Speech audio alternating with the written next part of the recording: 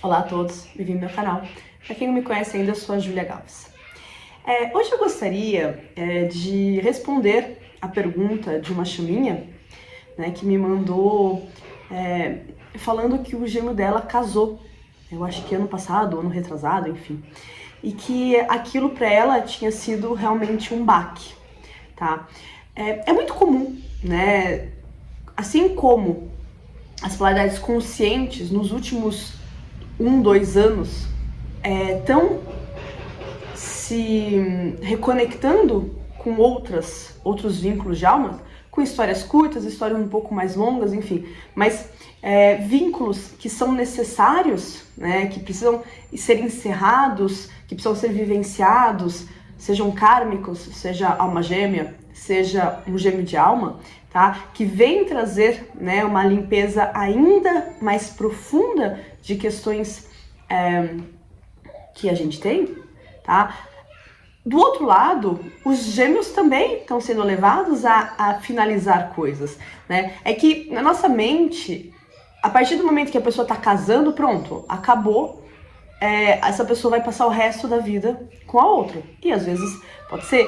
Mas num percurso de chamas, né? Quando realmente é um percurso de chama, lembra que para poder ir para a fusão, tanto você do seu lado quanto o outro tem que finalizar todos os seus contratos amorosos, né? Todas as suas questões amorosas para poder ir para a fusão, né? É a última encarnação. Então, faz parte do processo, né? Eu trago muito exemplo de uma chaminha que eu acompanho, e quando ela fez a confirmação, ela quis fazer a confirmação para 2 pessoas, né? Uma realmente é o gêmeo dela, sabendo que ela é a Yin, tá? Então ela é a runner no percurso de chama dela. E o outro, na verdade, é um contrato kármico que ela tem. E no final da sessão ela falou assim: Júlia, mas hoje eu quero estar com o meu contrato kármico. E é super normal, faz parte. É o que ela tá vivenciando nesse momento, é trabalhar esse contrato kármico, né? Então, é importante que ela finaliza o que tem que finalizar, tá? E o gêmeo tá... Tanto que ela também fez, né, a confirmação não só pro kármico, que é o que tá forte e potente, porque os vínculos que a gente tá vivenciando naquele momento sempre vai ter uma força superior naquele momento, porque é o que a gente tem que olhar, né? As coisas são bem feitas. Mas o gêmeo sempre vai estar num pano de fundo, né? Sendo alguém que, ainda mais nos percursos um pouco mais longos, alguém que a gente não consegue virar a página, ou, enfim, que tá sempre por aí, tá? Então, esse exemplo por quê? Para mostrar que tem coisas muito intensas a serem vividas. Então, por exemplo, e é interessante a gente perceber porque tem 3 casos diferentes, né? Então eu tenho o caso dessa pessoa que me fez essa pergunta e que no caso para ela foi algo decisivo para ela conseguir soltar, né? Essa pessoa ela fez confirmação comigo no começo, e no começo quando eu fazia a confirmação eu dava uma estimativa de reunião, tá? Meus guias pediram para eu parar de dar estimativa de reunião, por quê? Porque muita gente justamente ficava preso nessa data, falando, bom, não é tão longe, e meio que parava o seu processo, ou fazia o seu processo mais ou menos, né? Então, com mais dificuldade de soltar.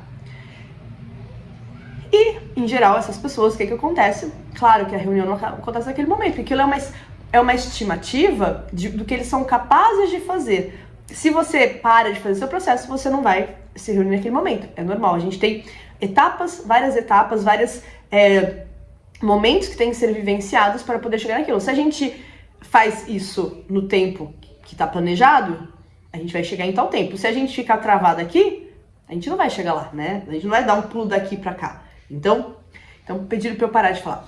Porém, então, quando o gêmeo dela, ela descobriu que ele ia casar, ela falou assim, isso para mim veio como um balde de água gelada, porém, tá me ajudando a soltar.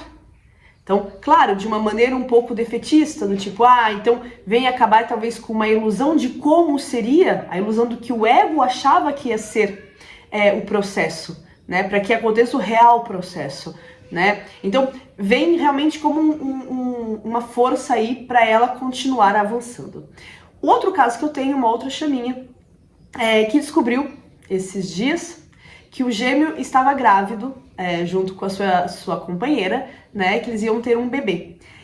Essa chama, em compensação, ela já tá mais avançada no processo dela, tá? Ela já tá mais no desprendimento, ela está vivenciando também um vínculo com um gêmeo de alma, tá? Então ela tá numa fase onde o foco dela tá nela, tá nas curas dela.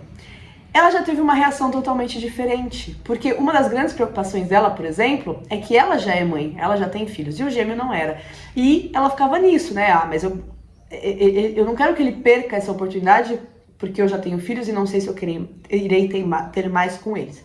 Ela já ficou muito feliz, porque justamente ele tá tendo a oportunidade de vivenciar isso, que claro, fazia parte do processo dele vivenciar isso. Mas tá vendo como o fato dela já estar mais avançada, mais desprendida, ela percebe que isso é importante para ele e que não é isso que vai impedir a reunião e a fusão, pelo contrário, né? É isso que vai fazer com que eles possam ir. Lembra, a gente não pode pular daqui para cá. Então, se faz parte dessas etapas da vida dele ter essa criança com essa pessoa, se ele não tem, ele fica travado aqui, ele não chega aqui, tá? Então, é importante a gente ter isso em mente. E a terceira opção é que muita gente, mas muita gente mesmo, né, acredita estar num percurso de chama gêmea e não está, tá? Estão em contato de ascensão, ou às vezes estão num desejo, às vezes nem é contato de ascensão ainda, né? Estão num desejo de vivenciar algo forte, o que é totalmente normal e compreensível, tá? E começam a se prender a uma pessoa muito mais pelo desejo egóico de estar vivenciando aquele processo do que outra coisa. E daí, realmente, talvez aquela pessoa, ela tá fazendo o processo dela e esse processo não tem nada a ver com você e talvez sim, isso seja o ponto decisivo para que você solte isso e perceba que não é esse vínculo que você está vivenciando. E que se é um contato de ascensão, tem diversas, né? Quem passa comigo, eu explico isso.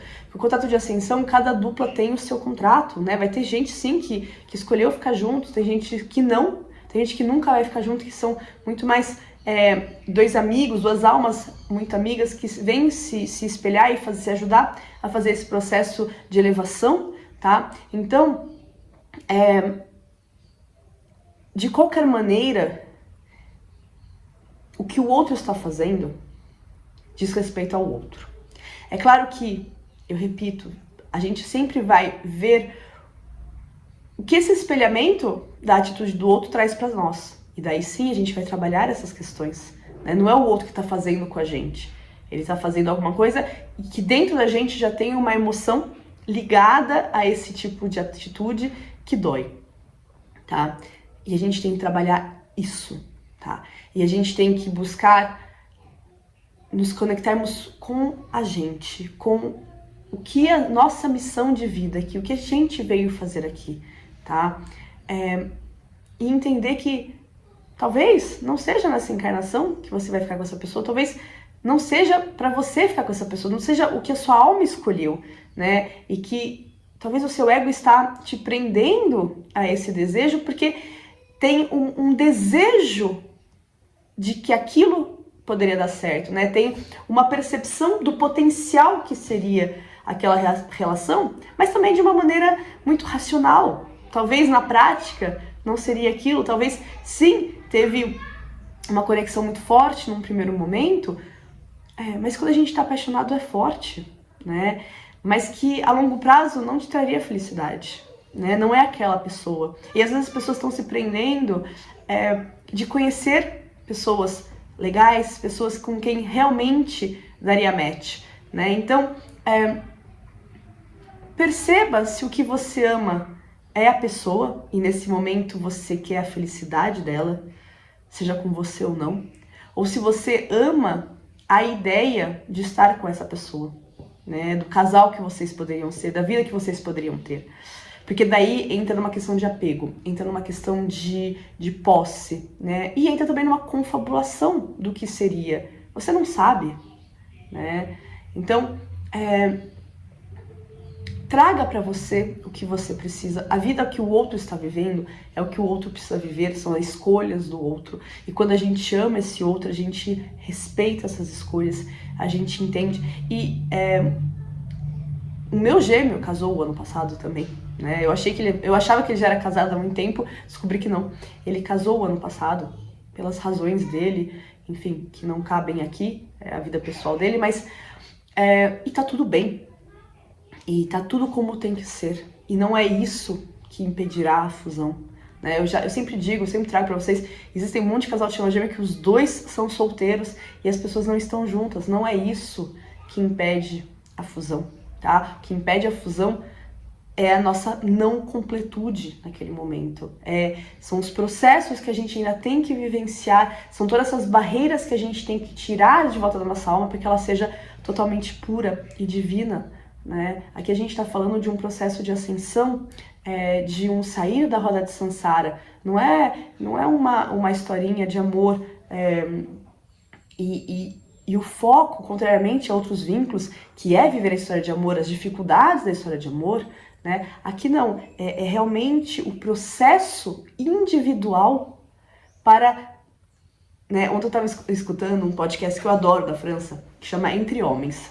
Eu adoro, eu achei esses caras com uma abertura de mente, de consciência muito legal. E eles estavam falando justamente sobre a história, sobre os amores, né? E um deles falava que a Disney, né, trouxe muito essa coisa de que a gente tem que achar a nossa metade, né, senão a gente não é completo. E daí eu pensei, olha que doido, né? Porque no processo de chama gêmea é isso mesmo, né? É essa metade da nossa alma, mas para poder estar com ela, a gente tem que se tornar completo, né? A gente não pode ser meio e meio, não funciona. Se a gente não é completo e completo, né, e escolhe formar essa terceira energia, não funciona. Então, apesar de serem duas metades, essas duas metades têm que buscar essa completude e formar um mais um. Não é meio mais meio, é um mais um que vai fazer três, tá? Porque vai criar essa terceira energia. Esse um não vai deixar de ser um, esse outro um não vai deixar de ser outro um. Eles não vão fundir a ponto de se esquecer, né? A fusão é a fusão da alma, a completude da alma, tá? Mas eles vão formar essa terceira energia, que aí sim é a energia dessas duas pessoas juntas, mas sem sair do individual. Tá bom, pessoal? Olhem pra vocês, amem os seus processos, amem a outra pessoa, mas de um amor genuíno. Lembrando que a gente só pode amar o outro como a gente se ama. Então, se você ainda não olha pra você, se o seu foco principal ainda é você, se você não se ama profundamente, não tem como você amar a sua contraparte, ou o seu contato de ascensão, tá? Então, o foco tem que ser na gente, no nosso processo, no nosso bem-estar, no nosso equilíbrio, na nossa alegria, nas nossas missões de vida. A gente tem muita coisa pra fazer, muita, porque mesmo quando a gente acha que a gente tá super evoluído, a gente tem ainda mais a evoluir, né? E mais. Então, tem muita coisa pra gente fazer pra ficar se preocupando com a vida do outro, né? O outro tá fazendo o processo dele. E olha, eu posso dizer por experiência, é claro, eu sei, às vezes eu meço, é muito raro, mas às vezes eu meço a vibração do meu gêmeo, eu sinto quando ele me acessa, eu percebo que a vibração dele tá muito alta. Mas outro dia a irmã dele me contando a evolução dele na matéria, né? E como ele tá mudado, e como ele não é mais a mesma pessoa que ele era antes. Isso só vem comprovar, né, que é real, tá? Então, por mais que a gente não saiba o que está acontecendo do outro lado, o outro também está fazendo o processo dele, os guias também estão empurrando o outro, tá bom? Pessoal, por hoje é só. Um grande beijo e até a próxima.